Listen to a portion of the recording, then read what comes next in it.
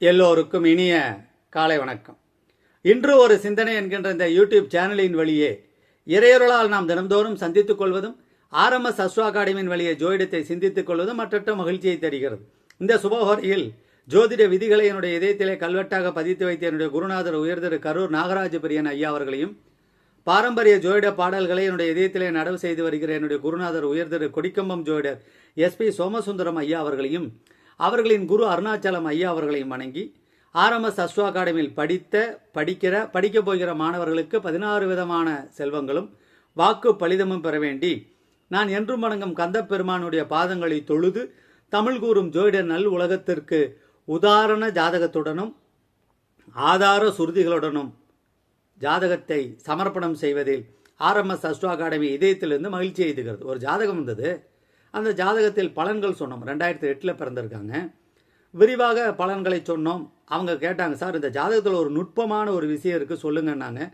எடுத்தோடனே இந்த அப்படி பிடிபடலை. இந்த ஜாதகத்தில் நம்ம சாதாரணமாக தசாபுத்தியை ஒட்டி கோச்சாரத்தை தொட்டு பலன் சொல்லுவோம். இருந்தாலும் அவர்கள் ஒரு நுட்பமான விஷயம் இருக்குன்னு சொன்னாங்க. அப்பொழுதுதான் இந்த ஜாதகத்தினுடைய உண்மைத்தன்மை எனக்கு தெரிய வந்தது. இந்த ஜாதகர் இரட்டை பிறவி. 6:31 ஒரு குழந்தை பிறந்திருக்கு, 6:33 ஒரு குழந்தை பிறந்திருக்கு. அதை பார்ப்போமா? 28/2008 20/8/2008 6:31 6 அடுத்தது 33 பிறந்திருக்காங்க. ஈரோடு மாவட்டம். சிம்மலகனம். லக்னத்தில் சூரியன், புதன், சுக்கிரன், சனி பகவான், செவ்வாய் 2, 3 மாந்தி, 5 கேது, 6 ராகு, 9ஆம் இடத்துல மீனத்தில் சந்திரன். சனி தேசம் 6 வருஷம் இருக்கிறப்ப பிறந்திருக்காங்க. தற்பொழுது புதன் திசையில் ராகு புத்தி, கடகத்தில் கேது பகவான் இருக்காங்க. கிருஷ்ணபட்ச சதுர்த்தி. ரிஷபம் கும்பமும் திதிசூனிய ராசிகளாக வருகிறது. ரிஷபமும் கும்பமும் திதிசூனிய ராசிகளாக வருகிறது. சுக்கிரனும் சனி பகவானும் திதிசூனிய ராசி அதிபதிகளாக வந்து லக்னத்தில் அமர்ந்திருக்கிறார்கள். 3ஆம் அதிபதியும் 11ஆம் அதிபதியும் லக்னாதிபதியுடன் சேர்ந்து லக்னத்தில் அமர்ந்திருக்கிறார்கள். நவாம்ச கட்டம். மிதுன லக்னம். லக்னத்தில் மாந்தி, சனி ராகு சிம்மத்தில், குரு பகவான் கன்னியில், சந்திரன் புதன் சுக்கிரன் துலாத்தில், செவ்வாய் கேது கும்பத்தில், சூரியன் ரிஷபத்தில் இருக்காங்க. அப்போ இந்த ஜாதகர் பல்வேறு விஷயங்களை சொன்னாலும் இந்த ஜாதகத்தினுடைய நுட்பமான விஷயம் சிம்ம லக்னம், லக்னத்திலே சூரியன், அங்கே 3ம் 11க்குரியவர் இருப்பதை நாம் கவனிக்க வேண்டும். புதன் பகவான் ராசியில் சிம்மத்தில் இருக்கிறார், நவாம்சத்தில் துலாத்தில் இருக்கிறார். சூரிய பகவான் ராசியில் சிம்மத்தில் இருக்கிறார், நவாம்சத்தில் ரிஷபத்தில் இருக்கிறார். சுக்கிர பகவான் ராசியில் சிம்மத்தில் இருக்கிறார், சுக்கிர பகவான் அம்சத்தில் துலாத்தில் வந்துடுறாங்க. அப்போ இந்த விஷயங்களை பார்க்கிற பொழுது ஒரு ஜாதகத்தில் 3-11 சம்பந்தப்பட்டால், சனி புதன் சம்பந்தப்பட்டால், உபயராசிகள் சம்பந்தப்பட்டால் அவர்கள் அந்த ஜாதகர் இரட்டை பிறவிகளாக இருக்கிறதுக்கு வாய்ப்புகள் அதிகம். RMS அஸ்ட்ரோ அகாடமி 4 தூண்களில் நிறுவப்பட்டு இருக்கிறது. ஒரு தூண் விதி, இன்னொரு தூண் விதி விளக்கம், இன்னொரு 3வது விதி சுருதி, 4வது தூண் சுருதி விளக்கம். நாங்கள் உதாரண ஜாதகத்துடன் ஆதார சுருதிகளுடன் பாடல் கொண்டு விதிகள் கொண்டு பலர் நடக்காத பாரம்பரிய பாதையில் நடக்கிறோம். குருவருளாலும் திருவருளாலும். எடுத்தோம் சொன்னோம் என்பது ஜோதிடம் அல்ல, எடுத்து சொல்ல வேண்டும். பார்த்தோம் சொன்னோம் என்பது ஜோதிடம் அல்ல, படிப்படியாக சொல்ல வேண்டும். எழுத படிக்க தெரிந்தால் ஜோதிடர், மாற்றுக்கிறது இல்லை. எடுத்து சொல்ல தெரிய வேண்டும் அல்லவா?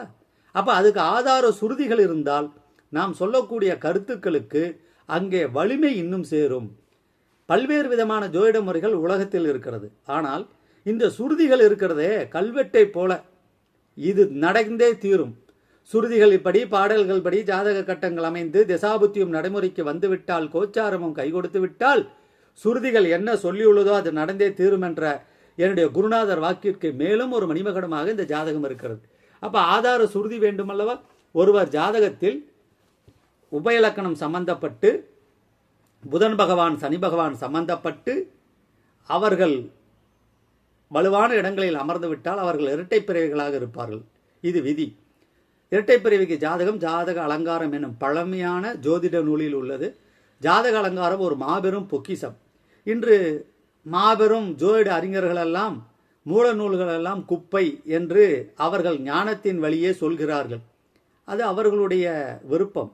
ஆனால் நாங்கள் மூலநூல் வழியே பயணிக்கிறோம். இது தமிழில் இருக்கு. முதல்ல தமிழில் இருக்கிறதுனால எழுத படிக்க பிரித்து பொருளறிந்து சொல்வதற்கு குருவரு இல்லையே திருவருள் சித்திக்காது. இப்போ இதை படித்து சொல்கிறதுக்கெல்லாம் இன்னைக்கு தமிழ்நாட்டில் குருமார்கள் அருகிக்கிட்டே வராங்க. சுக்கு மிளகு திப்பிலியை போல குறைந்து கொண்டே வருகிறார்கள். காரணம், இன்னைக்கு ஒரு இரவில், ஒரு பகலில், ஒரு வாரத்தில், 10 நாளில், 15 நாளில், ஒரு மாதத்தில், ஒரு பட்சத்தில், ஒரு மாதத்தில், ஒரு ருதுவில், ஒரு அயனத்தில், ஒரு வருடத்தில் என்று ஜோதிட முறைகள் எல்லாம் எளிமையாக வந்துவிட்டது. அதெல்லாம் ஒன்றும் மாற்று கருத்து இல்லை, வர வேண்டியதுதான். அவ்வளவு வேகமாக நாம் ஜோதிடத்தை கற்றுக்கொள்ள வேண்டும் தான், அதில் ஒன்றும் மாற்று கருத்தே இல்லை. ஆனால் நாம் சொல்கிற பலனை வாடிக்கையாளர் கேட்டு அறிந்து அவர் பல வாடிக்கையாளர்களை நம்மிடம் ஆற்றுப்படுத்த வேண்டும். இங்கே போங்க சார், இவங்க நல்லா சொல்லுவாங்க அப்படின்னு யாருங்க சொல்லணும்?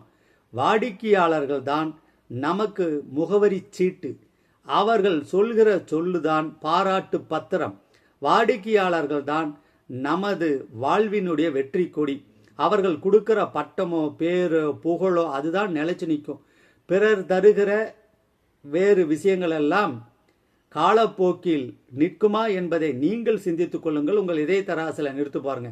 எத்தனையோ வருடங்களுக்கு முன்னாடி எழுதப்பட்ட இந்த பாடல்கள் எல்லாம் நிலைத்து நிற்கிறது என்றால் இவை உண்மையினுடைய உரைகள் என்பதை நாம் தெரிந்து கொள்ள வேண்டும். பாரம்பரிய ஜோதிடம் என்றுமே ஜொலிக்கும். என்னுடைய குருநாதர் வாக்கு என்றுமே பலிக்கும். மூல நூல்களெல்லாம் ஜோதிட பலன்களை உரைப்பதில் உரைகளாக இருக்கிறது. அதை தெளிவுரையுடன் படித்தால் தெளிவு பெறலாம். ஜாதக அலங்காரம் பாடல் எண்ணை நீங்கள் தேடி கண்டுபிடிப்பீர்கள் என்ற நம்பிக்கையால் விட்டுவிடுகிறேன். ஆடு அரி ஏறு மான்வில் அலறி உற்று ஏனையோர்கள் நாடியே உபய லக்கணத்தில் பலமாய் நன்னில் கூடிய குழவி 2ஆம் குசன் 7 கதிரோன் 8 நீடிரில் சரத்தின் மற்றோர் நின்றிடில் பலன்கள் இல்லைங்கிறாங்க.